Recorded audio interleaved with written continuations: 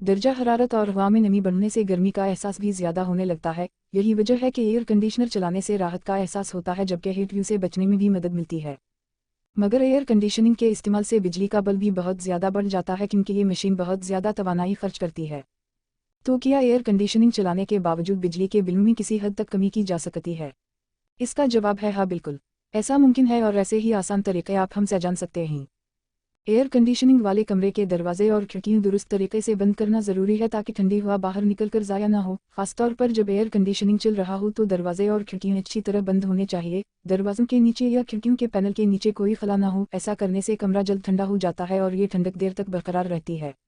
इसके मुकाबले में दरवाजे या खिड़कियों के खला से ठंडी हवा के अखराज से एयर कंडीशनिंग को ज़्यादा देर तक काम करना पड़ता है, जिससे बिजली का बिल बढ़ता है। तहकीकी रिपोर्ट्स में दरियाफ्त किया गया कि एयर कंडीशनिंग के टेम्परेचर में हर 1 डिग्री इजाफे से बिजली की 6% बचत होती है।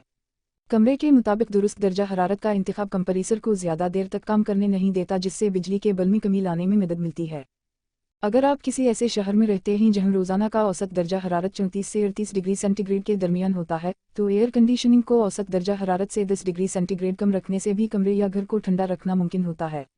हमारे जिस्म का औसत दर्जा हरारत 37 डिग्री सेंटीग्रेड के करीब होता है, तो कमरे का इससे कम दर्जा हरारत कुदरती तौर पर हमें ठंडा महसूस होता है। जैसा बताया जा चुका है कि एयर कंडीशनिंग टेम्परेचर में हर 1 डिग्री सेंटीग्रेड इजाफे से 6% बिजली की बचत होती है, तो 18 की बजाय 24 से 26 डिग्री करने से बिजली के बिल में 36 से 48% तक कमी लाने में मदद मिल सकती है, जबकि घर मुनासिब हद तक ठंडा हो जाता है। यकीन करना मुश्किल होगा, मगर पर्दे भी एयर कंडीशनिंग के बिल में कमी लाने में मदद फराहम कर सकते हैं। जी हम वाकई पर्दों से कमरे को तारीक करने से एयर कंडीशनिंग के इस्तेमाल में नुमायां कमी आती है, क्योंकि पर्दे कमरे को सूरज की हरारत से तहफ़्फ़ुज़ फराहम करते हैं। गर्मी की शिद्दत कम होने पर एयर कंडीशनिंग को कमरा ठंडा रखने के लिए ज़्यादा मेहनत नहीं करना पड़ती, जिससे बिजली की बचत होती है। अगर मुमकिन हो तो कमरे में ज़्यादा बिजली इस्तेमाल करने वाली मसनूआत जैसे फ्रिज, टेलीविज़न और कंप्यूटर को एयर कंडीशनिंग चलाने से कबल बंद कर दें, क्योंकि उनसे काफ़ी हरारत पैदा होती है और एयर कंडीशनिंग को ज़्यादा मेहनत करना पड़ती है। जब कमरे में ठंडक महसूस होने लगे तो फिर इन मसनूआत को दोबारा ऑन कर दें। अगर आप कई घंटे एयर कंडीशनिंग वाले कमरे में गुजारता हैं तो कोशिश करें कि हर 2 या 3 घंटों बाद एयर कंडीशनिंग को 1 या 2 घंटों के लिए बंद कर दें। उम्मूमन इस वक्त तक एयर कंडीशनिंग की ठंडक बंद कमरे में बरकरार रहती है और इस तरीके से बिजली बचाने में भी मदद मिलती है। एयर कंडीशनिंग के साथ पंखे से भी मदद लें। ज़रूरी नहीं कि कमरे को ठंडा रखने के लिए हर वक्त एयर कंडीशनिंग की मदद ली जाए। छत पर लगे पंखे भी इस हवाले से मददगार साबित हो सकते हैं। बस ये ख्याल रखें कि मौसम गर्मा में पंखों को काउंटर क्लॉकवाइज घुमाना चाहिए, यानी बाएं से दाएं।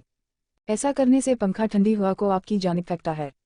पीक आवर में इस्तेमाल करने से गुरेज करें। पाकिस्तान में बिजली की कीमत दिन के मुख्तलिफ औकात के मुताबिक बदलती रहती है और उमूमन शाम का वक्त यूनिट का रेट सबसे ज़्यादा होता है।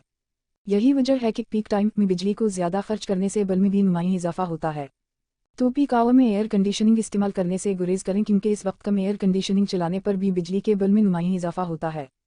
एयर कंडीशनिंग की सफाई और सर्विस को यकीनी बनाएं। एयर कंडीशनिंग वेनेटस और डक्ट में जमा होने वाली मिट्टी से इसकी कारकर्दगी मुतासिर होती है और मशीन को कमरे को ठंडा रखने के लिए ज़्यादा मेहनत करना पड़ती है।